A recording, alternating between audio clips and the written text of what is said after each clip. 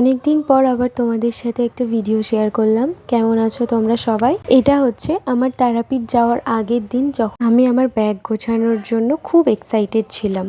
Bag গোছানোর একটা video তুলেছিলাম, এখন এডিট করতে গিয়ে দেখি সেটা ডিলিট হয়ে গিয়েছে। পরের দিন ফার্স্ট সকালে আমরা বেরিয়ে পড়েছি। ফার্স্ট সকাল বলাটা ভুল হবে, অলরেডি তখন সূর্য মামা আমাদেরকে উঁকি দিচ্ছিল। সামনে ছিল আমার বরমশাই। অনেকদিন থেকেই তারাপীঠ যাবো করছি, তবে মা না ডাকলে যে যাওয়া হয় না, এটা একদমই সত্যি। আমরা চলে এসেছি হাওড়া স্টেশনে, আর আমরা একদম পারফেক্ট টাইমিংয়ে চলে এসেছি। এসে দেখি আমাদের ট্রেন দাঁড়িয়ে আছে, তো আমরা সবাই ট্রেনে উঠে গেলাম। সাথে নিয়েছিলাম ছোলা ভাজা, বেশ ভালো লাগে আমার খেতে।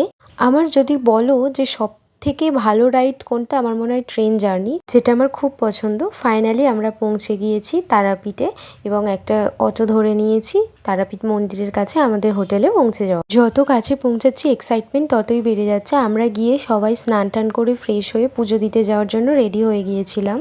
রেড শাড়িটা পরে আমাকে কেমন লাগছিল তোমরা অবশ্যই জানিও। আমরা এখানে চলে এসে পুজোও দিয়ে নিয়েছি। তারপরে আমি আর আমার হাজবেন্ড মায়ের পায়ে আলতা নিবেদন করলাম। দেখো, পুজো দেওয়া কমপ্লিট। আমাদের খুব তাড়াতাড়ি পুজো দেওয়া হয়েছিল। আর আমরা যে হোটেলে আছি এটা তার নাম। পরে কোথায় গিয়েছিলাম সেটা নেক্সট ভিডিওতে শেয়ার করব।